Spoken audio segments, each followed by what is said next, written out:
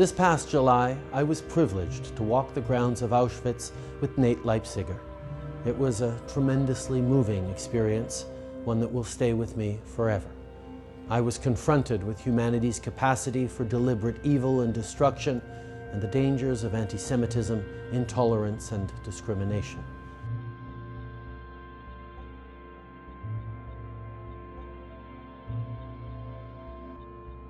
I'm overjoyed that he's taking the time and the effort to come and visit this very important site, which was a destruction site of 1.1 million Jewish men, women, and children, including, and that was my mother, Leah, and my sister, Lima.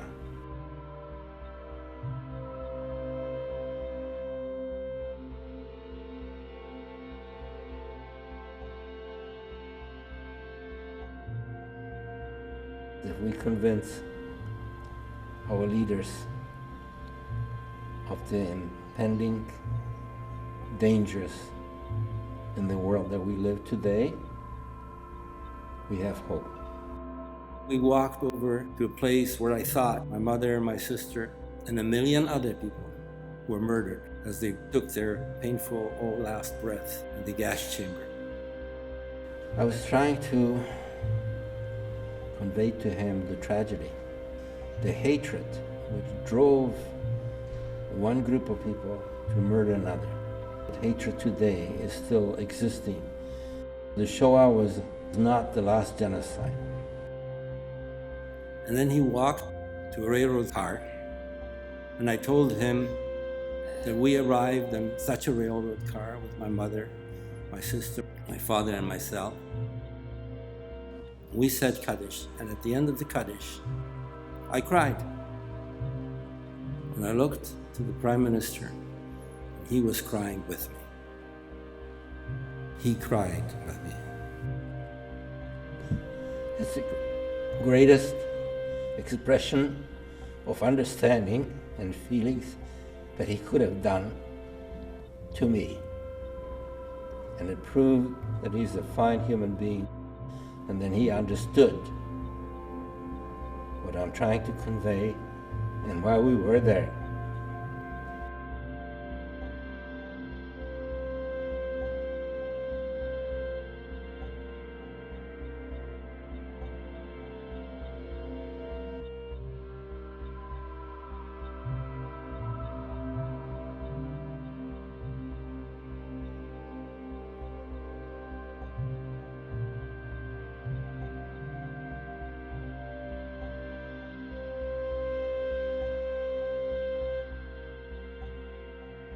Let us be guided by the lessons we have learned that silence is never an option when humanity is threatened. We vow never to forget the Holocaust and its bitter lessons. We will always remember the victims of hate, anti-Semitism, racism, and xenophobia. We will never forget.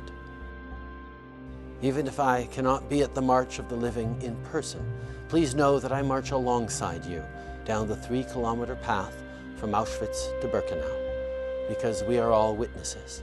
It is our sacred obligation to remember the past and our eternal duty to ensure the future. Merci.